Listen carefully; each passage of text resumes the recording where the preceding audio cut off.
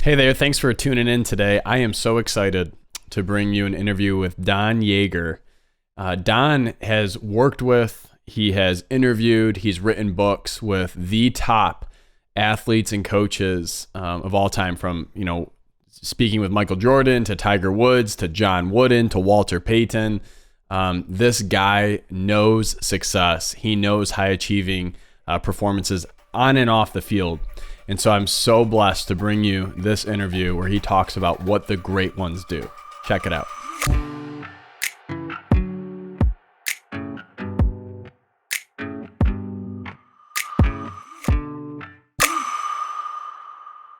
Well, I am absolutely excited. I've been looking forward to the sit down for quite some time. Don, welcome to Forward Focus Podcast. John, thank you so much. Really looking forward to spending time with you and all those who listen. Yeah, thank you so much. Well, we'll start it up and we'll set it up. Met you, had the privilege of meeting you a couple months back. The Keller Williams, Michigan, Northern Ohio region brought you in, and you spoke to the top performing real estate agents and the leadership members within our region. So some context for our listeners. Every year we try and look at ways in which we can level up, be better leaders, better performers, and execute at a higher level. And Don gave an excellent conversation and speech, and he did some Q&A after, and he was selling books at the back. And I have the privilege and pleasure to have one of those books autographed and made out to me, which is awesome. Thank you. And I threw my business card in front of him, and I took my shot. And I said, I have a small up-and-coming podcast that's about 4 years old. Would you do me the privilege of coming aboard and interviewing with me around leadership and performance and just mindset? And within 48 hours, I want to give you this credit with how busy you are. Your team reached out to my team and made it happen. So here we are, and thank you. That's a testament to your integrity and character. No, I any opportunity to work with folks, especially connected to Keller Williams, is really awesome. Yeah, so thank you. Very, very cool. Well, you have a history of experiences and background. So for those listeners that may not know who you are, what's your 60-second elevator pitch of who you are and how sports has sort of transcended in your career and life? So, by the way, when you say I have a history, that means I'm old. No. I got that. I got that. It's all good. Wisdom. No, I was a longtime writer for Sports Illustrated magazine, senior writer there, associate editor, and have had the opportunity to author 35 books with some of the greatest winners of our generation. Also written a few that are about U.S. history. So I've got a chance to mix my passions. I love talking about how athletics teaches us lessons we can use in business, because that's really that's the intersection that I find myself most in. And as a result of those 35 books, 11 of them have become New York Times bestsellers, which is a crazy number. Would never have imagined that in my life. Congratulations. That's incredible.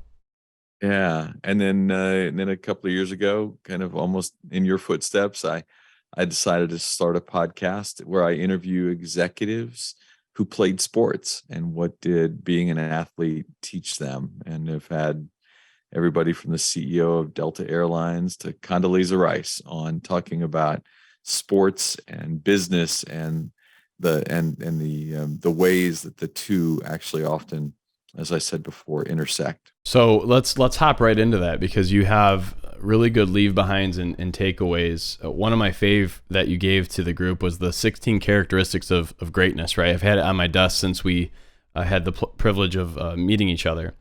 And so when you think about it, and for our listeners, he's got 16 top sort of takeaways and broken up into 4 categories. Don, can you talk about what maybe those 4 categories are and how you came to make this list? It's kind of a cool story. Yeah. So the backdrop for the list is that when I was graduating from college, I went to college in Indiana at a little school called Ball State University. And my father, my first job was going to be in San Antonio, Texas. And as I was packing up to head to Texas after graduation, my father grabbed me and he said, because you've chosen journalism as your profession, you are going to end up in the presence of some people that most of us would just give anything to talk to. You're going you're going to end up in conversation with extraordinary people. Do yourself a favor, and every time you get one of those opportunities, ask them a question that will benefit you. Like, try to grow personally from it. Yes, you have to do your job, but try to grow personally from every one of those interactions. And so I did. The question I developed was, I asked every one of these high performers, whether it was in sports or business or politics, if you could name a habit that you built into your daily routine that gave you an advantage over others, what would the habit be? What are the characteristics that you believe allowed you to be what others couldn't? And over the course of 30 years, I asked that 2,500 times. When I retired from Sports Illustrated a few years back, I did an early retirement package. I sat down with all the notebooks and tried to come up with the answers that were most frequent. And those 16 were the 16 that people, the great winners that I talked to, leaned into most often. Often said different ways, but that's what they meant. And it was really about how they think, how they live, how they prepare, and how they work. And so it's really about and what was fascinating is none of those answers, none over 30 years were, I have better talent than everybody else. Almost to a person, they all recognized that there was always someone that was bigger, faster, stronger. And so that wasn't what made them great. What made them great were spiritual, emotional disciplines that they built into their daily routines. Yeah. And I love that. And one of the things you had mentioned, are these in order of importance? No. Yeah, they're not really in order. I mean, there's only one that I would put in that place, and that's Coach John Wooden, who I worked with for many years, whose book you have there. We wrote a book together. Told me that he liked my number one, the one that I put at the beginning, which is that they hate to lose more than they love to win. That they don't make excuses when they fail. He really does believe that's the number one, but he argued that the second one should be that they understand they're only as good as the people they surround themselves with. And so that value of association is number two. So kind of 1 and 2, I would argue are right there at the top for a reason, but beyond that, it really was about grouping them so that people could try to absorb them. So if you're interested in these 16 characteristics, when you're navigating the Forward Focus website, there'll be a link directly to Don's website where you can get these 16 characteristics. And as you heard him say, number 1, it's personal. Number 2, it's rubbing elbows, right? And after that, the next 14 characteristics are just what high achievers, high performers, people who think just a little bit differently, that's what they're doing every day to find ultimate success. Any other items on this before we move into the next segment? Well, I think that the one that I liked as much as any was the last one, and that's that the truly great ones understand that that legacy and the idea of what it means to be great is not defined by records. They're not defined by statistics. It's really about the impact you make on others, and that to me was always really important. Yeah, the last one, records are meant or made to be broken, excuse me. And you measure that in impact on others. I love that. That's powerful. Well, actually, I've pulled some stats for you that I'd love to get your perspective on. I'm a huge sports nut, and I felt like this would be kind of an easy transition. So there's 4 athletes and or coach that I'd like to kind of chat with you on. And the first actually is John Wooden. Couldn't have Don Yaeger on a podcast and not talk about John Wooden. So the story about how he would attract talent to his team and the culture he was building, right? But the basics is what he mastered, and specifically the story about putting socks and shoes on properly. Can you expand on that? Do you know what I'm talking about? Of course. Of course. Yeah. Yeah. Why is that so important? Because, many people think you come to a great environment, you come to a company, or you come, and that, boy, they're going to unlock the door for you, that now everything is possible because of where I have chosen to kind of reside or work or play. And the truth is that at the end of the day, Coach Wooden's, so every year he'd bring in a freshman class. Obviously, many times it was some of the best players in America. And on the first day of practice, the first act of practice was he made them all take their shoes and socks off. And then he went through showing them how to put them back on properly. With the sock, it was about pulling it up tight and then rubbing the bottom of the foot, making sure there was no wrinkle in the sock. And the reason was, as he would explain, that if there's a wrinkle in your sock and you're running and playing basketball, that wrinkle will actually, it increases the odds you're going to develop a blister. And if you have a blister on your foot, you're not going to want to practice. If you don't practice, you don't play. If you don't play, we don't win. So you think it's about winning, and what he's saying is it's about the wrinkle in the sock. And his lesson through all of that, including teaching them how to tie their shoes so that their foot didn't move while they were moving up and down the court. The entire concept was master the small details, because nothing big happens if the small details are left unattended. And so Coach Wooden loved to teach that, and it was always the first thing he did with every first class, every freshman class. I had the good fortune of my little boy was born while Coach Wooden and I were in great relationship, and he asked me to bring my son with me out on a trip, and he was 9 months old, and we showed up in California, and Coach Wooden had a pair of shoes and socks for him. So, it's one of those fun things where he loved that people understood the power of the fine detail. Yeah, I love that. There's two things that come to mind. Number one, Gary Keltner and Jay Papasan wrote The One Thing. And when I've read that book, I don't know, probably a dozen times. One of my now. favorite books. Yeah, right. And it's fundamentally, what's the one thing I can do, such as by doing it, makes everything else easier or unnecessary. So how that applies in the John Wooden story around socks and shoes is you have, a coach who won 10 NCAA championships in 12 years, 7 in a row, right? Had over 81% winning record all time, 600 plus wins, right?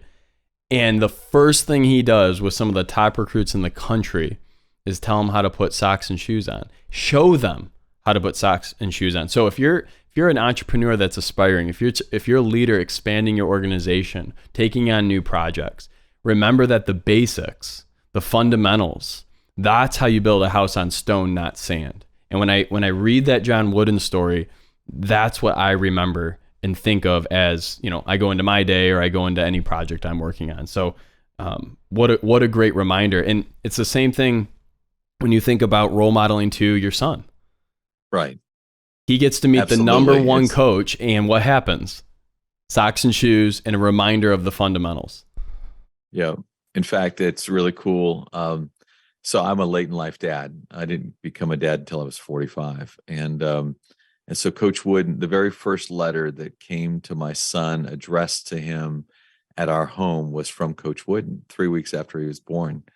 And just with encouragement, this is what I would hope you would learn over the course of your lifetime. And it's a beautiful letter, and it still hangs above his bed. Now he's, a 14-year-old, he's a teenager, freshman in high school, but there's this letter from this coach that hangs above his bed because, it's about doing the little things. That's awesome. And it's keeping it top of mind. Right. Which I think, we like to say in my organizations, must be present to win, right?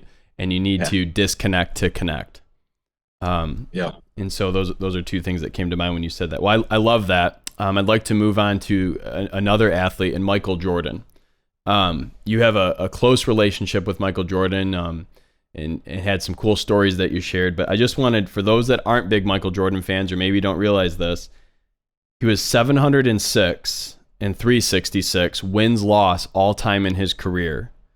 and he had a 72 win season with the Bulls in the 95-96 season, which, is a record.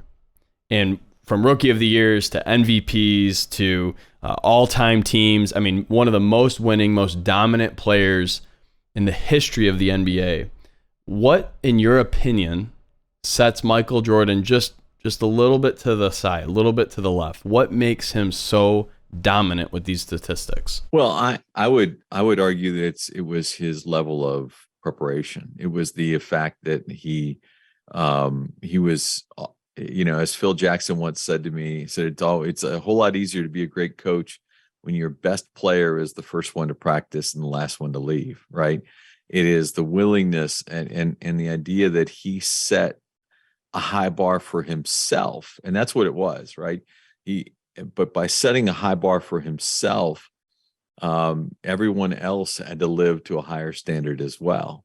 So that was the beauty of it, was that he understood that in order to be excellent, in order to be best in class, that he needed to expect the most of himself, never make an excuse when he failed. If something did not happen his way, he never blamed, the wet ball. He never blamed the bad call. He took those moments and internalized them, to fire himself up, to get him to go a little earlier to practice the next day.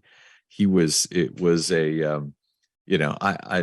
love that about him. He just worked harder, not on the court. He worked harder off the court when nobody was watching.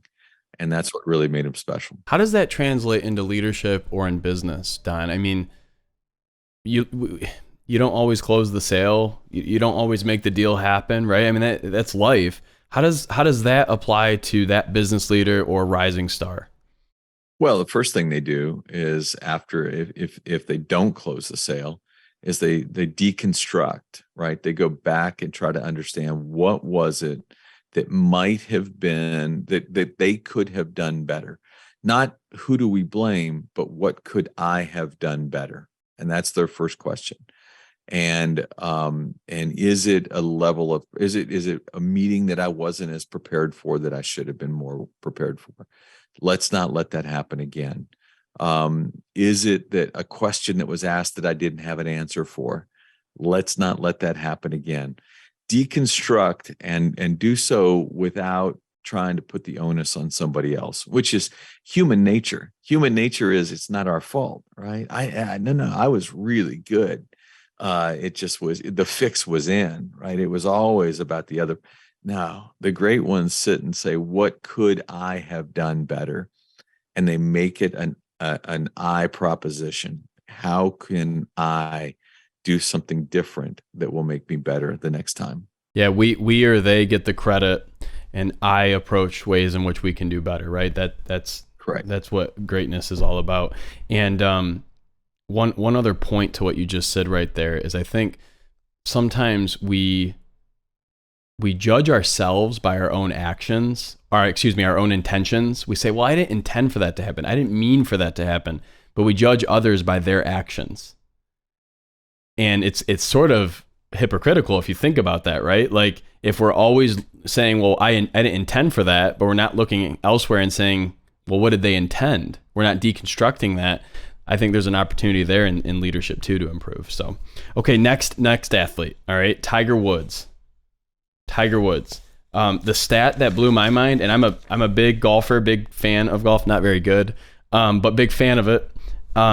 He had 281 consecutive weeks at number one between 2005 and 2010. Will that record ever be broken? Probably, I would doubt it. Although I would tell you, I think, depending on how everything plays out in this PGA Live dispute, if you can take a healthy number of the best players and you move them to a different tour, maybe somebody can dominate like that. I think the specialness of that number, of some of Jack Nicklaus's numbers, is that that they were achieved when there was a plethora of great talent, that pushed them often and pushed them regularly. Probably with Tiger, the thing that always fascinated me, there was a wonderful Stanford study, and obviously Tiger went to Stanford, but Stanford's business school did a study a number of years ago called the Tiger Effect. You can Google it, you'll find it. But it was this fascinating study about how when Tiger was on the course, other players played worse. They played worse than they would have played had Tiger not been there. And it was this because they were spending their time focusing on Tiger instead of spending their time focusing on themselves. Right. And that was a really fascinating impact that a dominant player can have in the space. Yeah. Yeah, that's incredible. I immediately thought of the image that went viral after the Olympics where it was Michael Phelps, right? And it's losers focus on winners, winners focus on winning. So as soon as you brought that Tiger effect up, I thought of that image because Michael Phelps was so focused on just winning and his competitors in that photo were looking at him, right? Yeah, that's incredible. And with Tiger Woods, do you think... was his ultimate goal just being great and dominating, or did he care about what his competitors felt about him? Because he's friends with a lot of people on tours, and then there's other people he's not very close with. Just what's your perspective on that in terms of relationships he's built? See, I think Tiger, as many are, right, his flaws are many, and it was extraordinary as an athlete, right? But there's not a lot of Tiger that I would want to emulate in his off the course behaviors. But I do think that what allowed him to be special was he did actually care what others thought. And often if he felt he was disrespected, it gave him and this is true of Michael, it's true of Derek Jeter. It's true of, you look at this, you put the A class, the master class, and they all they're constantly fueling themselves with a sense of disrespect, right? They want to name for you every player that was drafted ahead of them, or they want to name for you. Tom Brady could tell you the stats of each one of the quarterbacks who were drafted ahead of him in that draft. There's sometimes you have to manufacture an edge for yourself. I know Tiger did that sometimes. I'm not sure that's exactly the question you were asking. No, that's good. That was what I was getting at, Don, and I'll just wrap that because what you said is so good right there. A healthy sense of self disrespect, right? That motivation, it's putting another log on the fire to get me motivated to achieve, to thrive, right? Because sometimes you got to create that gap. That's how I understood what you just said. Absolutely. Yeah. And so sometimes literally you can be best in class. You can be the best there is. You can be the best of all time. And you have to hang on to, in order, there was this great piece I was reading the other day about Marvin Hagler, right? The great boxer for a window of time in the 80s. And Hagler, could have probably remained dominant for a couple of years longer. He had all the physical skills, but he had this great line. He said, it's hard to get up and do road work at 5 a.m. when you're sleeping in silk pajamas, and that at a certain stage, all the things that you used to be are no longer, that used to drive you are no longer there, and you start getting really comfortable. And so I thought that was a nice way of explaining what we're talking about here. Yeah, I love that. That's powerful. Again, creating that gap. That's what I'm hearing there is creating that gap. One more just kind of quick stat, kind of surprising. Nolan Ryan, right? Dominant in regard to strikeouts. Over 5,700 strikeouts in his career, almost 1,000 more strikeouts than Randy Johnson. And then had 7 career no-hitters, most next to Sandy Koufax with 4. However, his win-loss record, 324 to 292. Talk on that. Is that the power of association right there? In example. Well, so the challenge in a win-loss record as a pitcher is, you can do amazing things and hold the opponent to one run, and then if your offense doesn't generate anything, you lose, right? So it's not about. as a pitcher, especially in the American League, you're all you are is, a defensive player. And so you don't have the opportunity to contribute and to make the offense better. So I think that was always my one thing, although I know Nolan spent a lot of time in the National League. I think one of the challenges was that I've seldom measured pitchers on their win-loss record, because they can't completely control that, right? What can they control? They can control how often they got a player out that actually had, came to the plate with every expectation they were going to do something special. And so win-loss records for pitchers have never been a number that I've focused on as much. So if I'm listening to that right there and I'm like, how does that apply to me as a leader or an entrepreneur? Here's how it applies. Do your KPIs, your performance indicators, do they actually align with what you're accomplishing or wanting to do in your organization? And you just heard Don nail it. He said the win-loss for a pitcher isn't necessarily the most important stat. It's probably wins above replacement. It might be ERA. What's his whip? What's his strikeout rate from innings 4 through 7, right? Because 2 to 3 times through the lineup. So there's so many other variables. You don't want to get into analysis paralysis, but we also want to be really cognizant that are we skating towards the right stats and the right indicators within our life and business. That well said, Don? There's a lot of good sports analogies there. Look, we even got skating towards right there. That's strong. Yeah, well, way to go, John. Where's the puck heading? Not where it's been, right? Right. Okay, one more big concept I want to make sure we get to on our time together today is back to John Wooden, the pyramid of success that you work so hard to develop and create. How does this? We're going to have this linked on the website too, but just how did this kind of come to be, and how does it truly apply in getting the most out of life and business? Kind of tie that together for us. So it's beautiful that we're following the question that we're tackling with this, because Coach Wooden was a high school coach in South Bend, Indiana, when he began the process of, he got tired of his parents of his players wanting to measure kids only by certain, how'd they do, and how'd the team do, how'd they win, did they lose? So what he started saying was, look, let's build, this is what we should be building toward. And the top of the pyramid isn't a win, right? It isn't a win. The top of the pyramid is competitive greatness. And he argued that competitive greatness is your ability to be your best when your best is needed, right?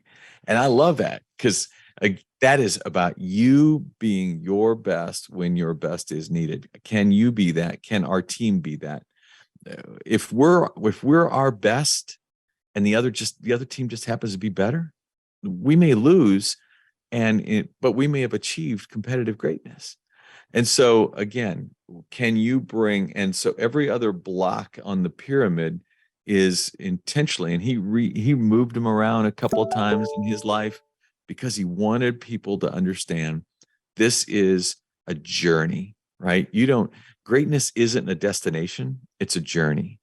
And if you understand that and you're constantly on the journey, you're making your way to the peak of the pyramid, then pretty extraordinary things are going to happen for you just because you've chosen that as your journey.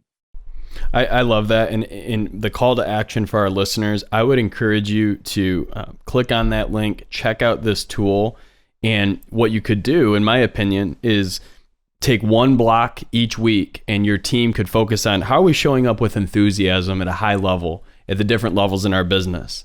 And the next week for cooperation, what are we doing to make sure that each level or our clients are feeling that we are in a cooperating business, right? And if you can start to make lists of how your organization is showing up and how you as a leader are showing up with your people, leaders are only leaders with followers, and followers want to follow somebody that they believe in, that they're bought into, that is bigger than just any one product, service, or cause. So I really encourage you, we may do a second episode just on this pyramid where I go a little bit deeper to complement Don's work on this.